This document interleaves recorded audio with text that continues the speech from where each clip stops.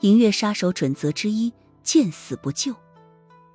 这个组织里的杀手，每一个都是优中选优，经过了千锤百炼。杀手教官在对他们进行集训的时候，就故意让他们互不相识，以免彼此之间产生一些所谓的战友情谊。因为在那位教官看来，杀手都是独行于黑，夜里的孤狼不需要并肩作战，更不需要彼此之间有什么怜悯之心。就像当初陈曦被抓，许家烟看起来就没什么感觉，因为他根本不知道对方那代号之下的具体身份是什么，顶多算是个虚幻的同事，就算是想同情都找不到具体的人，顶多是有些心有戚戚之感。而陈曦此刻对官职见死不救，也是完全符合杀手准则，并且符合整体的战术目标。官职重伤坠海，是死是活都不知道，没有必要为了救他而搭进去其他有效战斗力。但是陈曦此刻就算是想要撤离，也已经没有机会了。唯一撤离的工具已经爆炸了，可在车子爆炸之前，他分明看到并没有任何炮弹击中这台车。快回来！北欧鲈鱼连忙把陈曦拉了回来。陈曦喘着粗气，靠着集装箱闭上了眼睛，似乎已经非常疲惫了。怎么还没有杀手增援？鲈鱼组长喊道。陈曦深深地吸了一口气，也许我们的人已经被杜卡罗彻底拦住了。仅仅是在这港口就死掉了3个资深杀手，对面的准备太充分了。他那好看的眼眸里明显透着一抹绝望之意，只是在这绝望之意背后，又有一抹别样的光芒闪过。鲈鱼组长说道：陈曦，反正大家都快死了，我叫埃尔林。你的真名叫什么？陈曦摇了摇头。我的真名在华夏语里叫陈曦。这埃尔林是北欧人，自然听不明白这2个同音词有什么区别，似乎是知道自己要死了。2人都没有再遵守银月成员之间不能交代真名的规定。走吧，海边应该没人设防。我们去那边找官职，埃尔林说道。陈曦再度拒绝了。我不去，你也别去。埃尔林狠狠一皱眉，说道：我说过，保障官和杀手不一样，不会见死不救，你为什么还要拦着我？陈曦说道：海边起码有2个6星猎杀者，我的肩伤就是他们造成的，你如果去了也是必死无疑。埃尔林想了一下，还是坚持着说道：反正我们都不能活着出去了，能救一个是一个。陈曦，你把那2个6星猎杀者引开，我去救官职，然后从海上突围。我去引开6星猎杀者，还是2个？陈曦反问。没错，埃尔林喊道。陈曦摇了摇头说道：埃尔林，距离官职坠海已经过去了20分钟了，你知道这意味着什么吗？意味着什么？埃尔林说道。陈曦忽然一笑，这就意味着昆信应该已经死掉了。昆信？埃尔林的表情一致，说道：这和昆信有什么关系？陈曦说道：埃尔林，你应该知道，昆信才是我们这次的主要目标。只要杀了他，东南亚的人口买卖活动几乎能断绝80%。是啊，可是我们要去救官职，坤信是死是活一点都不重要，艾尔玲说道。陈曦看了他一眼，眸子里透着一抹清晰的嘲讽之意。他摇头笑了笑，说道：艾尔玲组长，港口这一仗对于银月来说的确是个圈套。此时周围那本来密集的枪声似乎也开始变得稀稀拉拉了起来，但是却偶有隐隐约约的强烈气爆声从100米开外的远处传来。听到了陈曦这句话，艾尔玲重重地叹了一口气。杜卡罗这次布局实在是太过于精妙了，他们所布置的这一次圈套，我们所受的损失简直不可估量。陈曦轻轻点头，但我们不是没有一线生机。如果那些支援的杀手们及时赶到，我们说不定可以离开。埃尔玲说道。是啊，他们怎么还不来？我差点把求援的事情给忘了。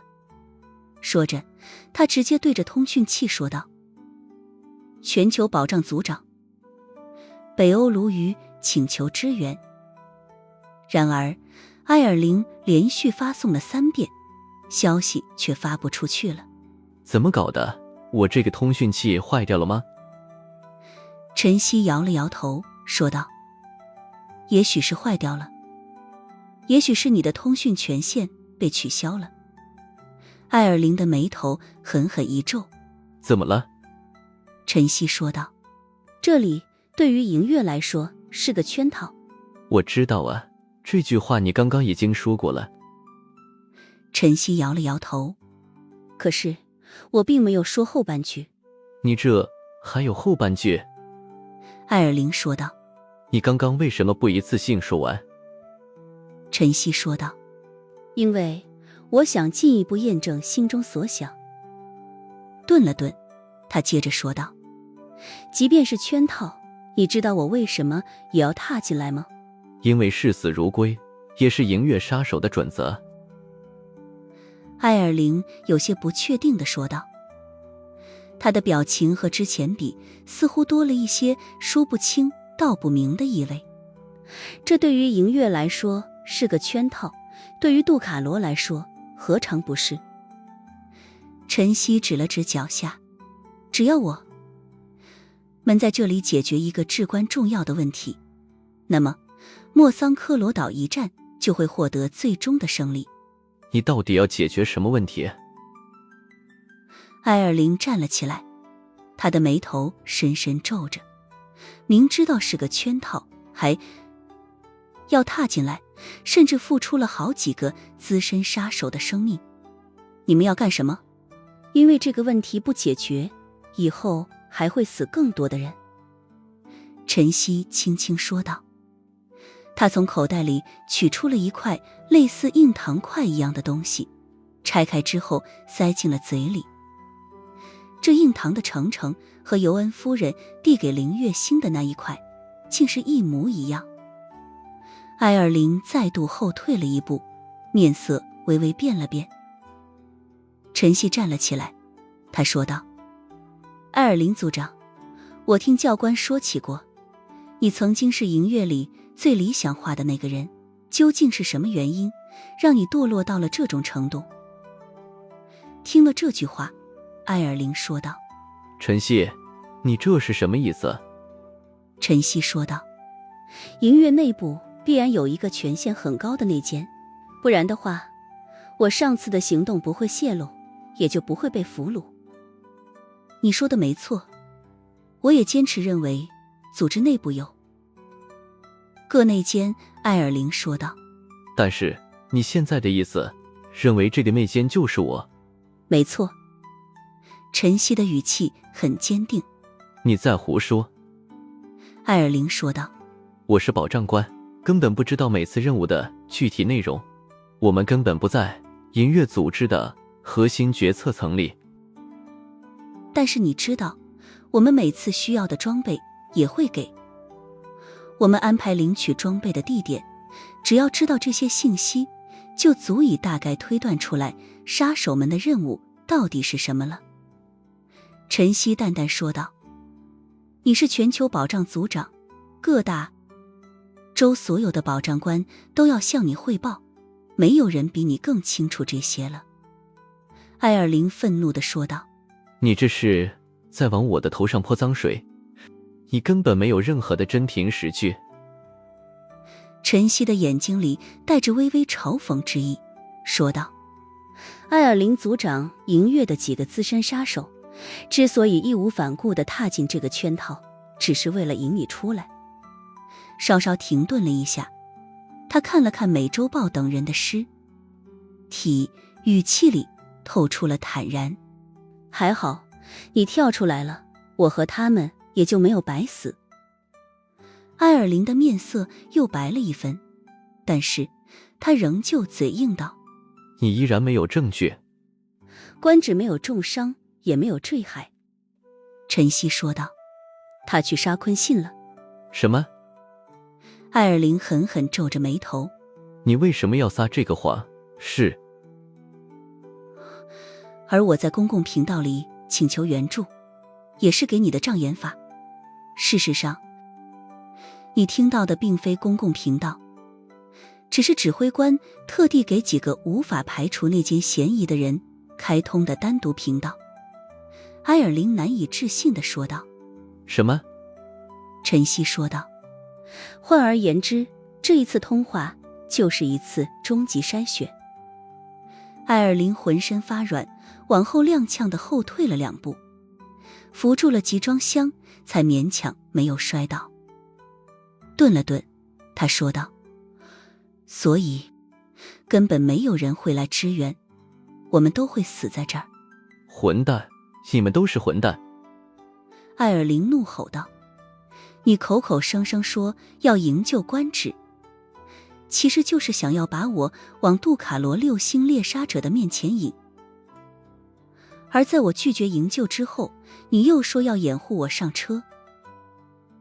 可是那台车上却已经被安装了炸弹。陈曦摇了摇头。如果不是我故意摔倒在地，现在就已经被炸成飞灰了。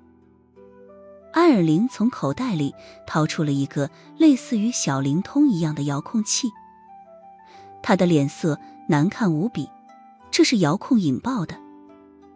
爆炸的时候我根本没有按下引爆键，是我引爆的。陈曦说道。这个答案更简单了，因为你这个全球保障组长已经有好几年的时间不会亲手制作装备了。换而言之，艾尔琳的装备都是他手下的保障官提供的，提前在引爆器里面动一些手脚，再简单不过了。艾尔琳掏出了枪，对着陈曦的脑袋低吼道：所以呢，即便如此，死的还是你，不是我。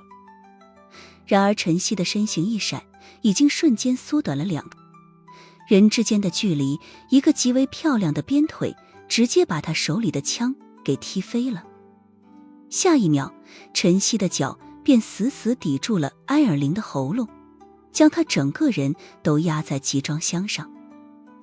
埃尔琳的喉骨承受了极为巨大的压力，他已经满脸涨红，感觉到了强烈的窒息感。你是保障官，我是主力杀手，我的实力本来就比你强得多。陈曦说道。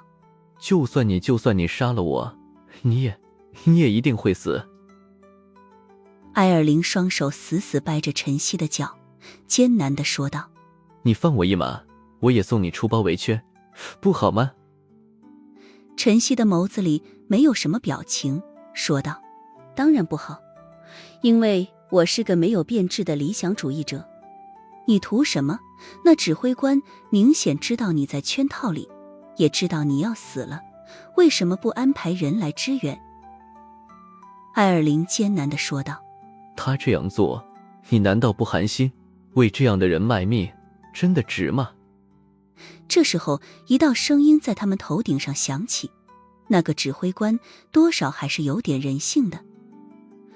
这不把我请来支援了吗？声音从头顶传来，使得晨曦和埃尔灵同时抬头看去。砰！一个男人的身体从集装箱顶上落下来，重重地砸在地上。这是个西方男人的长相，强壮的身体上布满着横七竖八的伤痕，这些伤痕显然都是刀剑所致。见此情景，晨曦的瞳孔猛然一缩，因为他已经认出来了，这个被丢下来的男人就是杜卡罗的一名6星猎杀者，而自己肩胛骨上的那一把匕首就是被此人插上来的。这个猎杀者明显才刚刚死掉，身上的伤口还在往外溢着血，眼睛还没有合上。晨曦的实力其实和杜卡罗的6星有一战之力，不然不至于从4名6星猎杀者的围攻之下顺利逃出来。而埃尔灵显然错误判断了晨曦的战斗力，还以为把他引到海边就会让他死在这个猎杀者的手底下。可是看到这猎杀者死得那么惨，还是明显出乎了晨曦的预料。这家伙明显是被压倒性的暴虐了一通。随后一个年轻男人的微笑面庞出现在了印度洋的天空下，也出现在了晨曦的眼眸里。这一刻时间仿若静止，疲累到极点的晨曦不禁有点恍惚了。那一张被晒得通红、沾满了汗水的年轻面孔，和蔚蓝到让人心悸的天空相映衬，组成了一幅绝美的画。苏无忌拍了拍手，跳了下来。说实话，你们那个指挥官虽然有点不通人性，但还挺有水平的，知道本老板也在岛上，特地通过清霜的通讯器把我喊过来帮忙。之前晨曦对着埃尔灵说过，他所求援的并非公共频道，而是针对几个无法彻底排除那间嫌疑的银月高层的特殊频道。可林月星并非银月高层，他偏偏也收到了晨曦的求助消息，这并不是意味着林月星有那件嫌疑，而是指挥官在借他之口向苏无忌请求支援。原来是你。晨曦认出了苏无忌的衣服。之前苏无忌骑着摩托车撞飞了一个逃跑的杜卡罗猎杀者，帮了晨曦一个忙，只不过当时的苏无忌戴着头盔，以至于刚刚晨曦并没有第一时间认出对方。这个青年今天已经帮了自己2次了。苏无忌的身边还跟着林月星，他对晨曦微微一笑，自我介绍一下：我是清霜，晨曦姐姐，我们活着见面了。这句话显然是意有所指的。正常情况下，银月的大部分杀手都是老死不相往来的，而能活着认识，虽然违反了所谓的杀手准则，但却是一种劫后余生的难得。晨曦深深地吸了一口气，谢谢你们。随后他松开了脚，艾尔灵扑通一声跪在了地上。他大口地喘着粗气，刚刚在地狱门口走了一遭，这位全球保障组长以为自己真的要死掉了，浑身的衣服都已经被汗水彻底湿透了。晨曦从腰间掏出了手铐和脚镣，给艾尔灵戴上了。还好，提前准备的手铐终于能派上用场了，他说道。苏无忌看了看他那被插在肩胛骨位置的匕首，摇了摇头，表情有些微微的复杂，说不清到底是敬佩还是凝重。再往下一点就要穿透心脏了，值吗？晨曦的眸子里带着发自内心的微笑，说道：自己选择的事情，坚持走下去，终究就是值得。第一，苏无忌摇了摇头，看了看林月心，又看了看他，目光停留在那几个死去的男性杀手身上，说道：一群傻子。对了，艾尔灵，我的真名不叫晨曦。晨曦说道。艾尔灵瞪大了眼睛，显然哪怕在所谓的临死之前，晨曦也依旧没有和他交心。你会受到你该有的审判的。晨曦说完，重重一脚踢在了埃尔灵的后颈之间，后者的身体猛然一僵，随后直接昏死了过去。做完了这一切，他的身形晃了一晃，显然已经累极了。之前踏入圈套，晨曦单刚正面强攻一人湖，几名高级猎杀者周旋，此刻确实有些站不住了。苏无忌立刻伸手将他扶住，你挺帅的。倒在这青年的怀里，陈希望卓那颇为有型的侧脸笑了笑，他那眼眸里盛满了疲累，却有着发自内心的轻松微笑。那件仪式彻底解决，从此迎月的这群理想主义者们便再也没有了后顾之忧，可以放心地走在惩奸除恶的道路上。你也挺好看的，不，我还没看到你的脸呢。苏无忌说道。陈曦摇头笑了一下，并没有扯下了自己的口罩。他暴露在外的面色有些苍白，但口罩所遮不住的眉眼很好看，是那种挑不出瑕疵的美。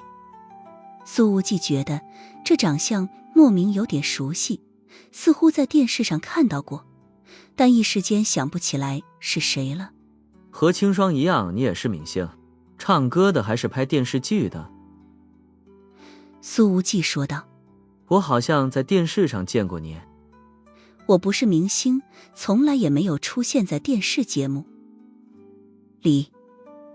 陈曦笑了一下，从苏无忌的怀里站了起来，整理了一下衣服，把口罩往鼻梁上拉了拉。你这颜值都比林月心强了，他这样的都能当明星，你要是进了娱乐圈，不火天理难容。苏无忌说道。林月心不干了，他一跺脚说道：你泡妞就泡妞，拉踩我干什么呀？不得不说，苏无忌对陈曦的印象极为不错。他拍了拍林月心的肩膀道：我也没说错人，家确实比你长得好看，身材也比你好。林月心说道。在娱乐圈里，我这身材也是很能打的，起码从头到脚都是真的。苏无忌。人家陈曦从头到脚都是假的。苏无忌随后说道。官职在追击坤信，他已经报平安了，那边我替他谢谢你了。陈曦微微一笑说道。你为什么要替他谢谢我？其实陈曦之前那一次求援，说官职重伤跳海，就是为了迷惑保障官，给杜卡罗和坤信那边造成错误的诱导。虽然每个杀手跟指挥官是单线联系的，但 B 竟身为全球保障组的组长，这个埃尔灵应该能够判断出来，官职所领的任务是踏进圈套。许家烟自己也意识到了这一点，否则的话，他不可能在从游轮离开的时候表现出那样的忧伤心态，更不可能在苏无忌洗完澡出来的时候，他在床上一反常态的悄悄流泪。官职小姐姐这次也是抱着十死无生的态度上了这座岛。苏无忌深深地看了陈曦一眼，说道：我猜测本来踏进这个圈套的应该是官职，而不是你陈曦。陈曦很洒脱地笑了笑，他看着面前的青年，也并未否认。我孑然一身，无牵无挂，而官职还年轻，他还有在乎的人。他没有说替许家烟交换执行任务的具体细节，但苏无忌大概能猜到，陈曦在营院内部的权限应该比许家烟高一些。大概陈曦是用命令强行让官职与他换了位置。林月心撅了撅嘴，说道：“可惜官职在乎。德人现在正在泡别的姐姐。”苏无忌说道：“你再废话，连你一起泡了。”林月心眉开眼笑：“真的吗？你今天救了我，要不要我对你以身相许？反正官职早就是同意了的。”苏无忌呵呵一笑，他又不是大方，他同意，算哪门子事啊？这个时候，苏无忌的通讯器里响起了深田雪乃的声音：“杜卡罗雇佣了100余人的雇佣军，东洋调查组和他们交火，已经击毙过半。”辛苦了，雪乃。苏无忌说道。之前深田雪乃带着东洋调查组朝着港口赶过来救人的时候，正好遇到了杜卡罗请来的雇佣兵要增援港口，于是一场遭遇战便打到了现在。也幸亏深田雪乃拦住了那支100余人的雇佣兵，否则的话，现在的陈曦怕是真的没法站着跟苏无忌说话了。听听，又一个。林月心撅了撅嘴，真就不明白了，为什么那么多优秀的女人都愿意替你不要性命的出苦力？苏无忌呵呵一笑：“你最好不要深入探寻，不然的话，我怕你以后也会这样。”陈曦大概听明白了这是怎么回事，于是对苏无忌说道：“谢谢你，又救了我一次。”他声音很好听，很柔和，哪怕此时很累，但这声线也如同牛奶里融了蜜。我和银月都是自己人。苏无忌笑道。林月心忍不住地补了一句：“可不是吗？银月都要成你的后宫了。”苏无忌拍了拍他的肩膀：“那到时候我一定让你当后宫之主。”林月心也是个鬼灵精的性子，完全开得起玩笑。他听了这话，顿时眉开眼笑：“那可说定了啊！你要不让我当，我可跟你急。”这时候，陈曦像是想起了什么，问道：“对了，你摩托车后座上载着的那位女士去哪里了？”苏无忌笑着说道：“既然把这位神通广大的姐姐带上了岛，总不能让她闲着，我请她帮了个忙。”陈曦，什么意思？苏无忌说道：“我请他去对付七星猎杀者了。在进入港口之前，他就已经下了车了。”陈曦的眼眸里本能地流露出了一抹担忧。他能对付得了七星猎杀者，那是实力堪比全球总教官博洋的强者啊。苏无忌说道：“我见过他出手，轻飘飘一掌就把天泉神殿的神位打飞了。”那也不行，我们得去支援。陈曦说，立刻道：“我怕他会有危险。”陈曦姐姐，你不用担心。林月心按住了陈曦，看着他的眸子，很认真地说道：“那位姐姐既然来了，七星猎杀者活不了的，相信我。”什么？港口的几个6星猎杀者都失联了？在听到这个消息之后，七星猎杀者海瑞克终于变了脸色。在他看来，港口旁边的那个圈套是足以对银月形成重创的。因为根据那位内奸的消息，银月把非主力杀手全部安排在示威者的人群里，主要作用就是引起骚乱，主力杀手则是全部机动待命，一旦寻找到杜卡罗猎杀者的踪迹，便全员出击，毕其功于一役。海瑞克故意把大部分猎杀者都放在港口，给银月造成了这里有杜卡罗主力集结的假象。对方果然上了当，他们提前布下了火力防御阵地。那么多普通级别的猎杀者，再加上有4名6星猎杀者的冲击，银月的主力杀手们根本扛不住。但是现在，海瑞克根本说不清楚问题出现在哪里。我亲自去港口。他的眉头狠狠皱了起来，起身说道：这些营月的垃圾，还有那个暗影天王，一个都走不了。然而这时候，他的通讯器响了起来。海瑞克，你好。一道女人的声音传了进来。你是谁？海瑞克的眉头狠狠皱起来。这是杜卡罗的猎杀者频道，你怎么进来的？银月这些年人才凋零，我本来都隐退了，也得亲自出手了。那边说道：我们约个地方直接决战吧。该死，你是那个杀手教官。海瑞克的眼睛里迸发出了无穷的杀意。正好你既然来了，那么就别想回去了。今天我要团灭银月。至于那个交了1亿美金保护费的昆信，已经被几名杜卡罗猎杀者保护着，离开了总统府，前往了20公里之外的空军基地。这莫桑科罗岛国说是拥有空军，其实不过就是10几架老旧的运输直升机而已，连武装直升机都没有一架。杜卡罗猎杀者要护送昆信乘坐直升机离开，飞往300公里之外的一艘小型游轮上。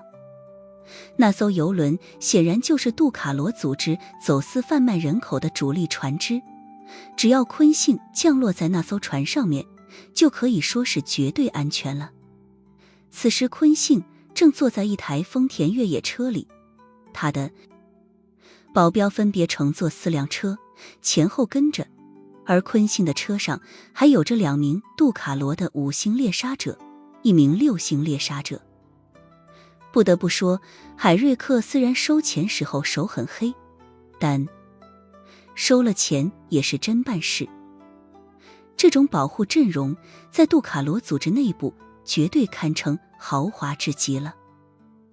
如果把这3个猎杀者放在港口的那个圈套里，那么银月必然会因此而承受巨大的压力，说不定晨曦都没有机会发出求援的消息。显然，在海瑞克看来，击溃银月固然重要，但为杜卡罗组织保住昆信这种大客户和现金牛河也同样很重要。这总统府的车子可真破。昆信坐在后排，看着这老旧丰田酷路泽上脏兮兮的织物座椅，开始怀念他那台防弹奔驰上的柔软真皮了。其实他的保镖队长乘坐的是一台老款的宝马740轿车，正行驶在最前方，是这车队里条件最好的车子了。可是在上车之前，坐在旁边的这位6星猎杀者却强行把昆信拉到了这台最脏最破的丰田酷路泽上面了。呵呵，车子破一点又如何？能活着离开这座岛，你就好好庆祝吧。旁边的6星猎杀者冷笑着说道：银月为了干掉你，派来了20几个杀手，你知道这对于银月来说意味着什么吗？昆信问道。意味着什么？意味着银月1半以上的精英都集中到了这里，你还敢来，真不知道是该说你胆子大，还是该说你愚蠢。这个6星猎杀者似乎也有点不爽，我本来应该正在屠戮银月，现在却来给你当保镖。昆信没好气地回应：你们杜卡罗收了我的钱，就该好好保护我。我现在是你们的雇主，你难道不应该少一点抱怨吗？那名6星猎杀者呵呵一笑：雇主钱都是海瑞克大人收的，我又没拿你1分，你敢多抱怨一句，我现在就拧断你的脖子。昆信恶狠狠地瞪了他一眼。然而这时候，昆信的保镖忽然传来了消息：老板，前方有示威群众在游行，道路不通，我得临时更换一条路。昆信骂道：狄乌夫这个蠢货，明明已经上了总统之位，却连游行群众都压不住。要我说，这有什么难的？谁敢闹事，直接拿枪毙了他们。那名6星猎杀者呵呵一笑，一个开妓院，狄也想要涉足政治了，真是笑话。昆信被这么一骂，面色十分难看。你叫什么名字？他问道。朱塞佩基。这6星猎杀者冷笑着说道。怎么，问我名字干什么？还准备事后弄死我们？昆信强忍着心中的怒气道：希望我们接下来合作愉快。可是紧接着，前方忽然爆发出了剧烈的声响，爆炸了。爆炸处在前方2公里左右，即便隔着那么远，他们都看到了升腾而起的火光。该死，爆炸的地方好像是空军基地。昆信喊道。紧接着又是接连好几声爆炸传来，轰轰轰。这爆炸不止一声，而是接连炸响。10几团火光几乎同时出现在了众人的视线，里10几道黑烟已经随之而升向高空。这莫桑科罗的空军一共就只有10几架直升机，可这次接连炸了10几次，被炸毁的是什么，已经显而易见的了。昆信的面色瞬间发白，营越组织提前预判了他们的预判，直接把所有退路给切断。没有了直升机，港口又已经被营越给控制了。昆信想要降落在那艘安全的游轮上，便已经变成了痴人说梦了。混蛋，这些营越的混蛋！昆信的拳头狠狠砸在了前面的座椅靠背上，他恼火地吼道：营越怎么可能知道我要乘直升机离开？那名6星猎杀者朱塞佩淡淡说道：营越从没有那么简单，也许从你的汽车驶出总统府的那一刻，就已经被营越盯住了。昆信吼道：那我该怎么办？杜卡罗，你们收了老子的钱，就该好好保护老子。而就在这个时候，昆信的保镖队长所乘坐的那台宝马740轿车，本来正行驶在车队的正前方，忽然炸成了一大团耀眼的火光。这爆炸太过于突然，使得所有的车子齐齐急刹车。昆信的脑袋都重重地撞在了前排的座椅头枕上了。怎么回事？他有些怕了，仓皇地吼道：是不是有火箭弹袭击？是不是附近藏有迫击炮？朱塞佩倒是看得清楚，他的表情严肃沉声说道：没有任何外部袭击，那台车上被提前安装了炸弹。什么？昆信的眉头狠狠皱起来了。炸弹？朱塞佩说道：如果不是我让你换了一台车，那么现在被炸死的就是我们了。昆信的表情难看得要命，心中一阵阵的后怕。朱塞佩接着说道：我甚至怀疑前方的示威人群也是被营越引到这里的，为的就是逼着你绕路，以免炸弹爆炸时伤及无辜。这是最典型的营越做法。昆信满身的衣服都被汗水湿透，已经快要说不出话来了。由于担心其他车辆上还有炸弹，因此所有人都纷纷下了车。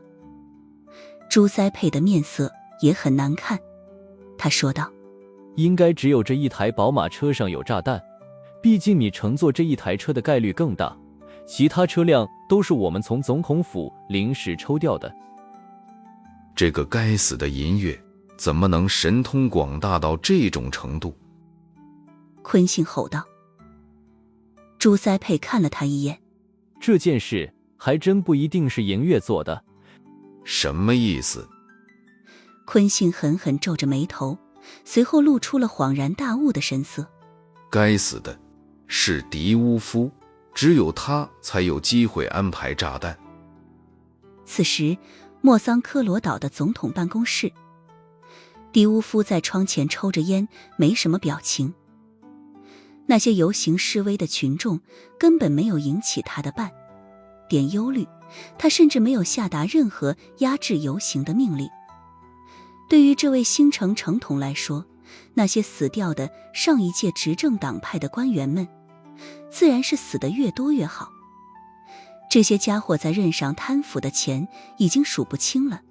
银月杀得好，这让狄乌夫简直想要鼓掌。这时候，门外响起了敲门声。狄乌夫的眼睛里骤然闪过了一道亮光，他把烟头直接摁灭在烟灰缸里，然后小跑过去把门打开。在这座岛上，能让他小跑的人已经不多了。站在门外的是一个身穿黑色西装、面戴黑色口罩的中年男人，他的鼻梁上还架着一副墨镜，走进来说道：狄乌夫总统，银月给你的礼物，你还喜欢吗？狄乌夫微笑着说道：指挥官先生，我发自内心的谢谢你们，你们银月是我最尊贵的客人。银月指挥官，原来狄乌夫早就跟银月合作了，只是此刻在狄乌夫的眼睛里明显有着一些复杂之意，有亮光，有期许，也有遗憾。这中年男人说道：我非常喜欢狄乌夫总统的性格，毕竟能愿意配合我们直接毁掉自己的空军，这可是非同一般的魄力。坤信确实不应该活，狄乌夫说道，而那些贪腐严重的官员们都应该死，不过是付出10几架直升机的代价而已，已经非常划算了。中原指挥官说道，可惜的是坤信没乘坐那台有炸弹的车。我知道，我一直目送他们离开了总统府。狄乌夫微笑道，但我相信我没算到的那部分，银月一定会帮我补上的。你说的没错，这确实是银月应该做的事情。中年指挥官伸出了右手，狄乌夫点点头，用力地和对方握了握手，说道：祝我们合作愉快。一定会的，再见，会的，再见。中年指挥官转身离开。就在他走到门口的时候，狄乌夫忽然喊住了他：指挥官先生，我曾经也是个被拐卖的孩子，当年银月里一个代号雪人的超级杀手把我解救了出来。狄乌夫说道。中年指挥官笑了一下，道：没想到我们这么有渊源，看来这场合作注定很顺利。我曾经问雪人，问我会不会拥有美好的明天。狄乌夫的眼眶已经红了，脸上写满了回忆和动容。雪人然后握着我的手，对我说：一定会的，再见。中年指挥官看了他一眼，说道：你会是个好总统的。说完，他关门离开。杜卡罗的7星猎杀者大人到现在也没想到，那位狄乌夫总统从一开始就和他们不是一条心。他们的所有动向都已经被狄乌夫提前告知了银月，有这个岛国的总统亲自做内应，银月从一开始就不可能真正钻进杜卡罗的圈套里。此时坤信简直愤怒到了极点，他资助了狄乌夫，帮着对方登上总统之位，却差点被这位新城城统炸死。坤信根本想象不出来，这一切的真实原因就是，他本来就是狄乌夫最恨的那一类人。在狄乌夫还是个6岁孩童的时候，就被拐卖进了一家妓院，各种脏活累活全都干，不知道挨了多少打。这样非人的生活一直过到了11岁。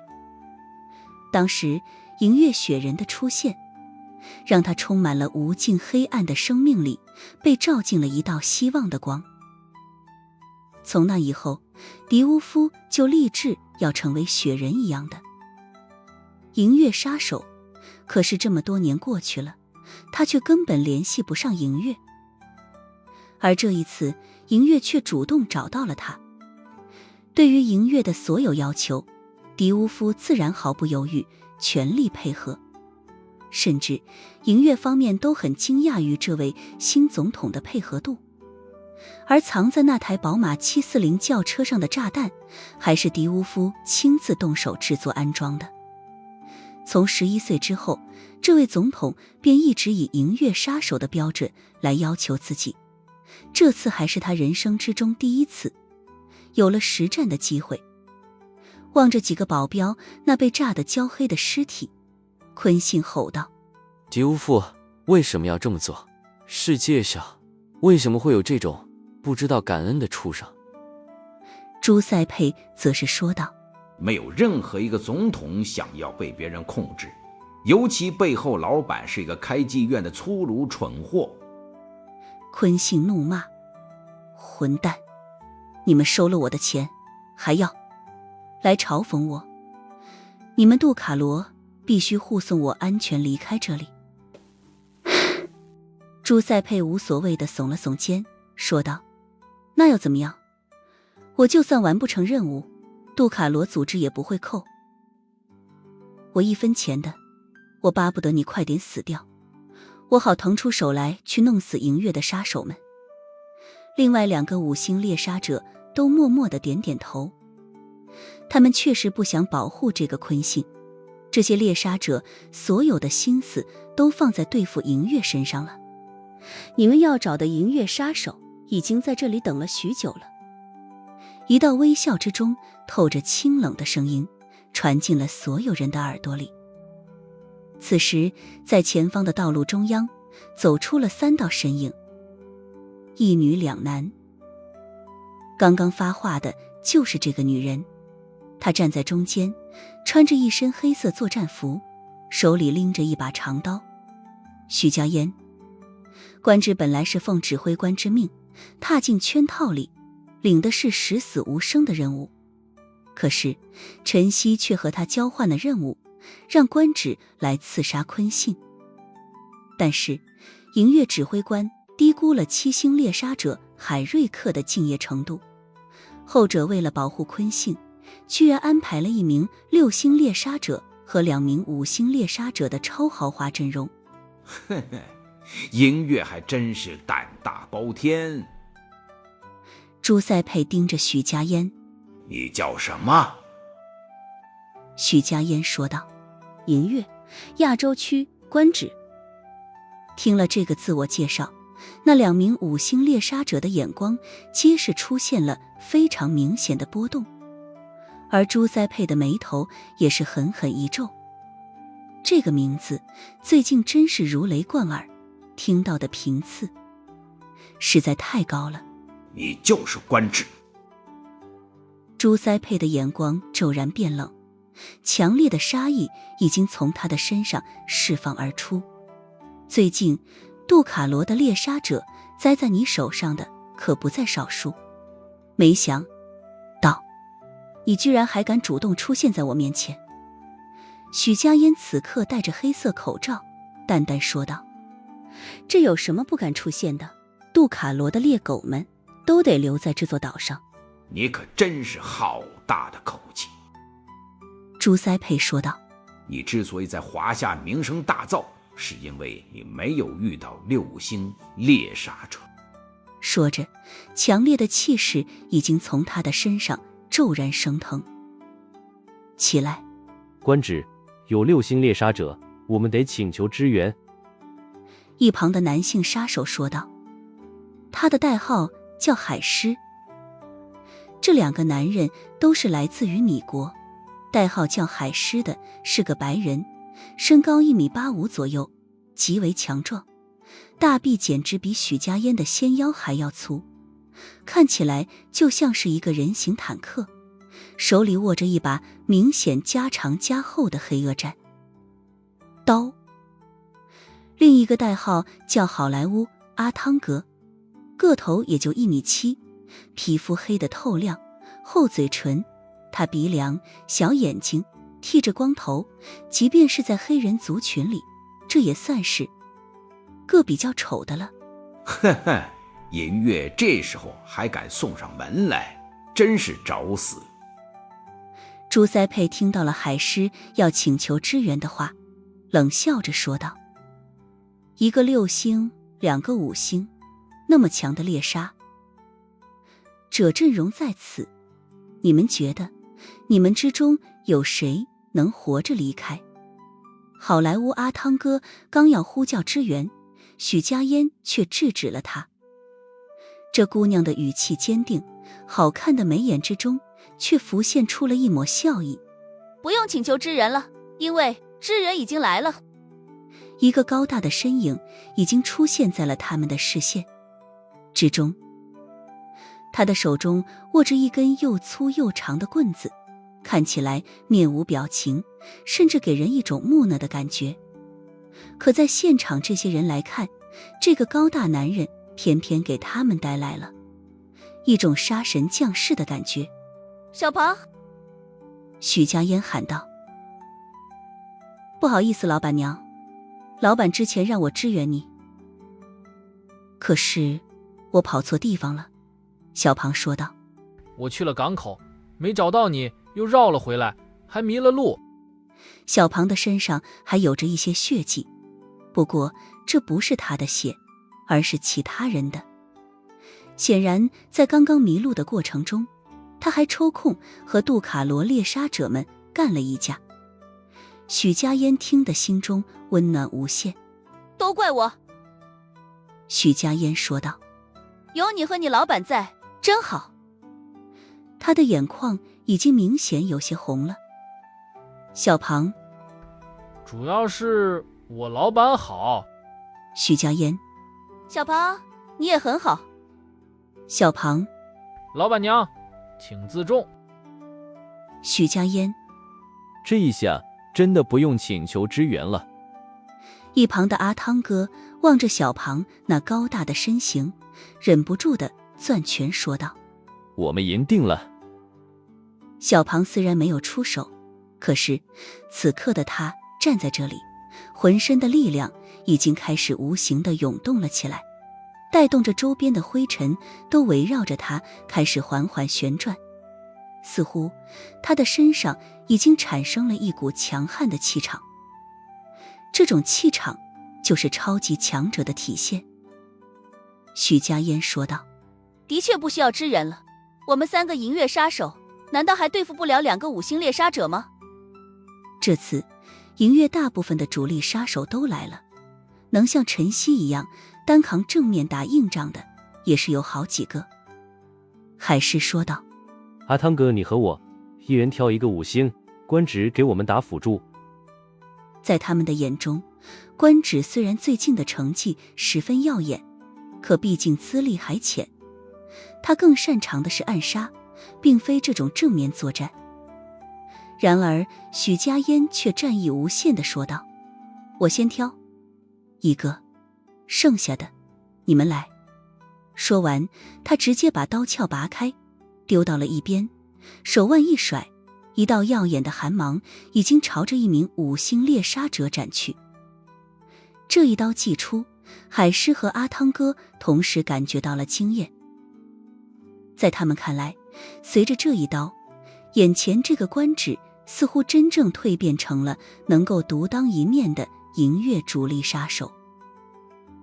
耀眼夺目的刀光让那一名5星猎杀者立时感觉到了危险，本能地朝着后方立刻飞退。许家烟一招逼退了5星猎杀者，这对于以前在4星猎杀者的手里都吃了大亏的他而言，几乎是难以置信的事情。在拜陆天星为师的这些天来，徐小浪每天皆是苦练到深夜，配合着不俗的悟性和天赋，在刀法上简直是突飞猛进。虽然表面上看起来娇滴滴的，可谁也不知道许家烟在背后吃过多少苦。朱塞佩见到官职的实力居然强悍至此，本想去支援，可是一个高大的身影却拦住了他的去路。你是我的人。小庞握着棍子，瓮声瓮气地说了一句，随后抬腿往前踏了一步。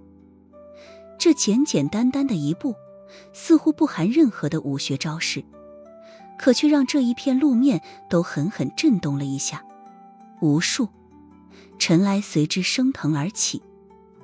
这一步非常类似当时出现在云连山的杜卡罗总教官博扬，他的这个动作也让朱塞佩感觉到了极为熟悉，毕竟他们这些猎杀者都能算得上是博扬的徒弟，后者也是这种简单直接又暴力生猛的步伐。该死的，你和博扬总教官是什么关系？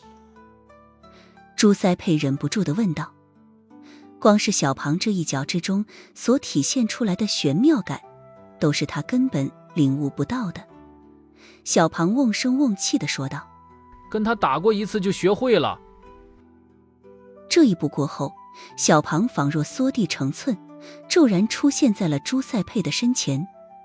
他的拳头挥出，磅礴的气浪已是汹涌而来。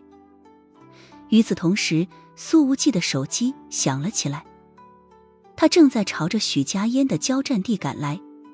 一看来电，竟是瑞特森。找我什么事？苏无忌问道。遇到杜卡罗了吧？瑞特森说道。我正在跟杜卡罗交手呢。苏无忌说道。你们的情报没错，银月和杜卡罗正在莫桑科罗岛打得天翻地覆。我们又得到了新的消息。瑞特森说道。这次银月危险了。苏无忌的眼睛随之一眯。不至于吧？你们的情报是不是不太准？他知道，这一次就连银月的杀手教官都来了。此刻在银月的全面反制之下，杜卡罗才是面临着溃败的危机。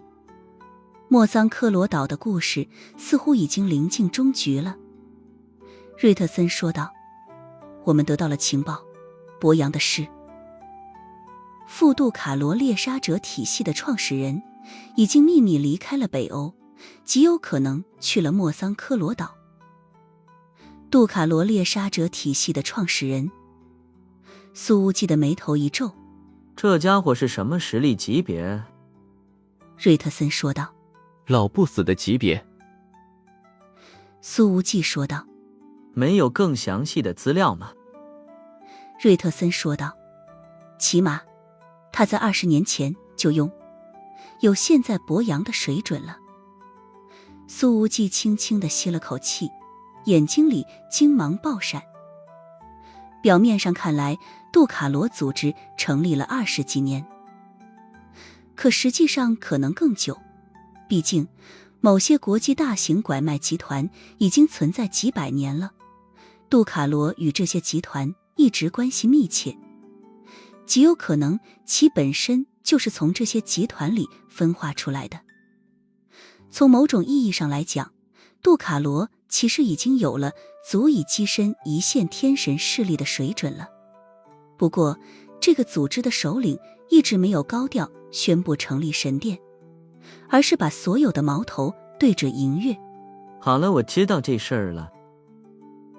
苏无忌说道。等这次事后请你大保健。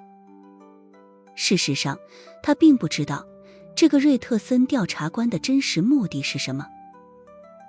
雷蒙调查局的局长虽然最近的表现有些自大和草包，但这个势力绝对称得上卧虎藏龙。由于和瑞特森每一次的合作都还称得上愉快，苏无忌也完全没有去怀疑这个消息的真实性。瑞特森笑道：“那还是算了，毕竟我也是受人之托来帮你的。”受人之托啊？苏无忌的眉头一皱：“你说的是谁？歌者啊？”瑞特森笑道：“不，另有其人，是个妙人。”苏无忌说道：“到底是谁啊？”瑞特森说道：“我不能再透露任何的信息了。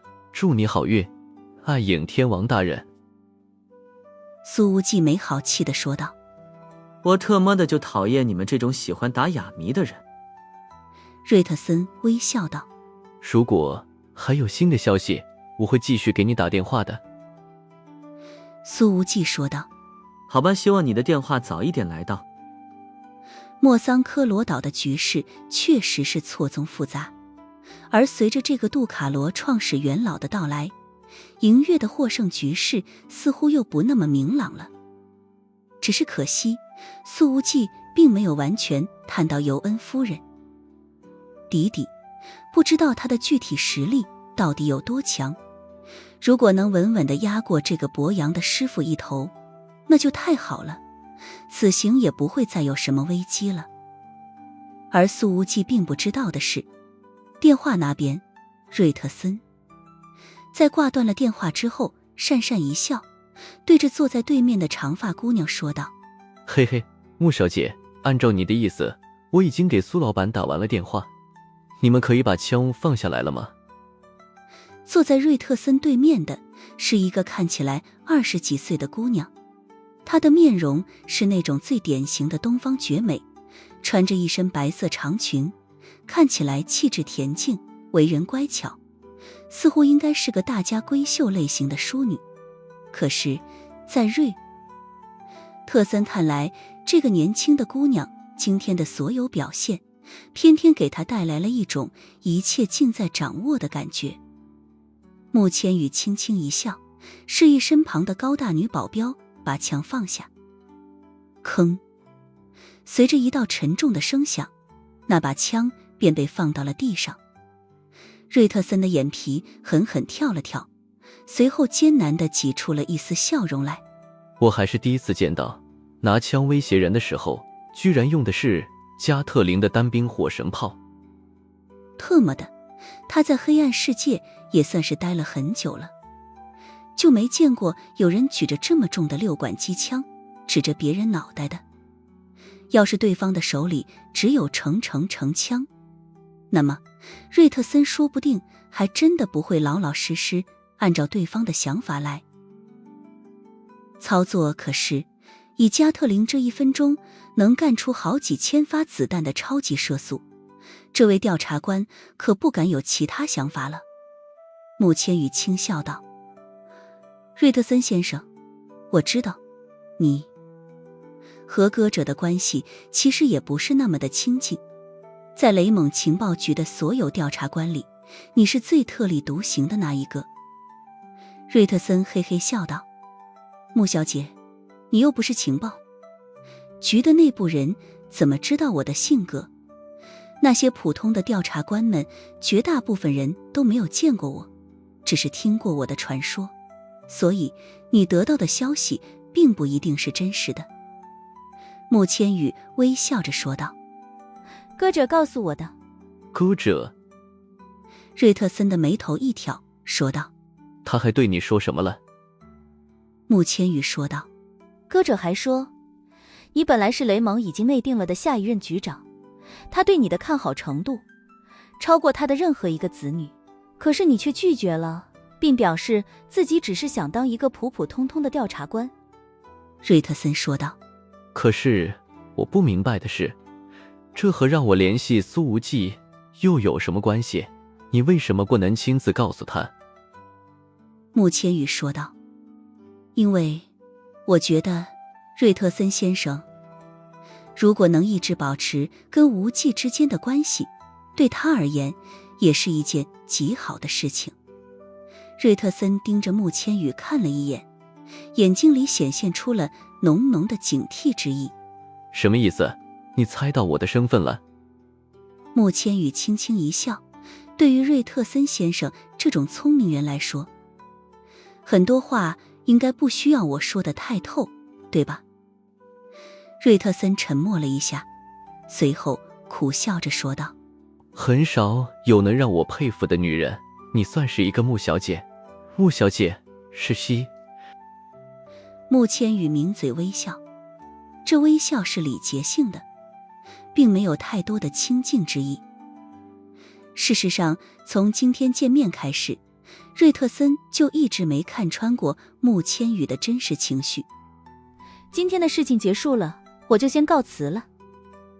穆千羽站了起来，微笑道：打扰了瑞特森公子。听了这个称呼，瑞特森的眉头挑了挑，脸上露出了一抹无奈之色。我真的最不喜欢跟太聪明的女人打交道，头疼。有时候我也不想让他看到我太聪明的一面。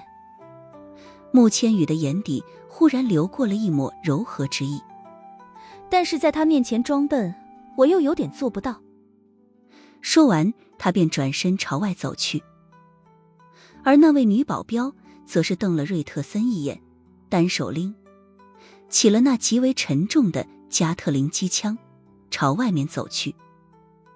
瑞特森可没敢多看穆千羽那流畅的身材线条，而是说道：我现在真是有点羡慕暗影天王了，能够拥有一个和他并肩战斗的好伙伴。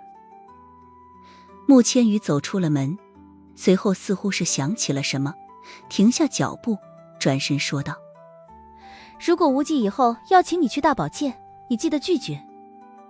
瑞特森哈哈一笑，开玩笑，哪个男人能拒？觉得了这种诱惑呢？华夏的柔士名声在外，据说还有什么双人鱼 SPA。 他的话音尚未落下，便看到加特林的6个枪口对准了自己。那女保镖虽然面无表情，可是眼睛里的光芒冷冽到了极点，分明像是要下一秒将他打成筛子。没必要，没必要，大家早晚都是一家人。嘿嘿，瑞特森连连说道。然而下一秒，那个高大女保镖便直接扣动了扳机。哒哒哒哒哒，骤烈的火舌已经从枪口喷出，瑞特森身边的一个衣柜直接被打成了碎片。无尽的木屑和烟尘在房间里到处纷飞，就连衣柜后面的墙壁都已经被打得千疮百孔了。这位 S 级调查官被吓得缩着脖子，浑身僵硬地站在原地，除了不受控制的哆嗦之外，简直动弹不得。好好说话不行吗？非得这样打打杀杀的。许久之后，瑞特森才缓过了一口气，颇为艰难地说道。此时穆千羽和他的女保镖已经不见踪影了。看着他们所消失的方向，瑞特森忍不住地说了一句：真是可怕的女人。但这样的女人居然不去管她的男人去找其他的女人，真是难以理解。与此同时，莫桑科罗岛，许家烟的长刀已经在一名猎杀者的后背上留下了一道触目惊心的刀痕，后者已经被打急了。在和许家烟接连交手之后，他已经看出来了，这个女人的刀法了得，但会的招式却寥寥无几。除了基础的防御刀式之外，这女人会的进攻刀式也就只有一招而已。可偏偏就是这一刀，让这5星猎杀者应对起来极为吃力，每一次都得全力招架才行。然而就在这名5星猎杀者准备拉开距离后撤的时候，许家烟的刀光忽然暴涨，瞬间将两人之间的距离缩短为0，狠狠落在了他的后背上。这一刀过后，鲜血迸溅。该死！那5星猎杀者吼了一声：快来支援我！然而另外一名同级别的同伴正被好莱坞阿汤哥和海狮2名主力杀手缠斗着，根本无法分身过来支援。这名5星猎杀者一分神之下，许家烟又是一刀擦着他的肩膀而过。这一下的伤口不算太深，但却让他连刀都握不住了。对方明明就会这一刀，可偏偏让他挡无可挡。这个猎杀者知道，再跟这个官职耗下去，自己8成得彻底交代在这里。他一声大吼，强悍的力量从足底爆发出来，向着远处狂飙。然而这个时候，许家烟却把自己的身形拉成了满月，陡然把手中的长刀投掷而出，唰，尖锐的破空之声已经随之而响起。这名5星猎杀者的心中感觉到了浓浓的危险，他根本不敢回头看一眼，立刻蜷缩起来往旁边扑去。可是那把长刀却从高处越过了他，飞向更前方。在前面有一个穿着花衬衫的黑壮身影，正跌跌撞撞地逃着，正是坤信。趁着双方混战的功夫，这个家伙已经跑出了上百米了。可是坤信似乎也感觉到了危险，可还没来得及扭头看一下，下一秒他的身形便是狠狠一僵，因为一道寒芒已经爆射上百米，精准地贯穿了他的脑袋。那把刀从坤信的后脑勺刺入，从他的口腔里穿出。坤信骤然瞪圆了双眼，这一刻他感觉到自己的灵魂正随着脑浆一起被抽走。砰！当这是沉重的身体结结实实摔在地上的时候，许家烟大口喘着粗气，对着通讯器说道：官职报告击杀坤信。随着这一声报告，便意味着迎月此行的罪。重要任务已经达成，东南亚的人口拐卖案瞬间消失70%。官职和晨曦，记此次任务的1等嘉奖。中年指挥官的声音从通讯器传入每一个迎月杀手的耳中。